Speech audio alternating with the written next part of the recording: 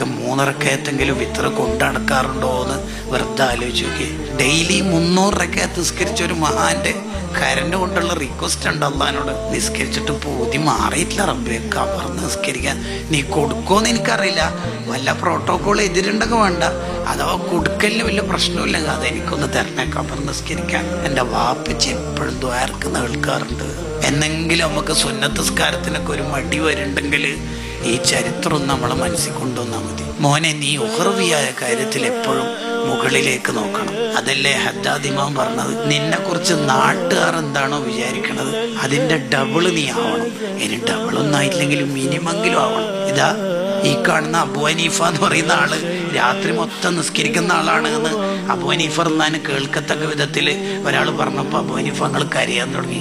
അല്ലാ, നാട്ടാറല്ല എന്താ പറയുന്നൊക്കെ, ഞാൻ രാത്രി മൊത്തം നിസ്കരിക്കലില്ല. ഇല്ലാലോ, കുറച്ചുറങ്ങലില്ലേ, പിന്നെ രാത്രി ഉറങ്ങണില്ല. 40 കൊല്ലം ഇശാഇന്റെ വുളു കൊണ്ട് സുബഹിസ്കരിച്ചാണ്. നാട്ടാർ പറയുന്നെങ്കിലും ആവണ്ടേ. നമ്മളെ കുറിച്ചൊക്കെ നമ്മളെ മക്കൾക്കും നാട്ടുകാർക്കൊക്കെ തോന്നുന്ന ഒരു വസ്തുത ഉണ്ടാവും, നല്ല ആളാണ്, നല്ല മനുഷ്യനാണ്. മുത്തലിമീങ്ങൾക്ക് ഭക്ഷണം കൊടുത്താല് സ്വർഗത്തിലെത്തും എന്നൊക്കെ വിചാരിച്ച് ഭക്ഷണം തന്ന ആൾക്കാർ സിറാത്ത് പാലത്തിന്റെ മുകളിലൂടെ പോകുമ്പോൾ താഴെ നമ്മളെ കാണേണ്ട അവസ്ഥ വരുത്താൻ വേണ്ടി നമുക്ക് സുന്നത്ത് നിസ്കാരം ഉണ്ടാവും.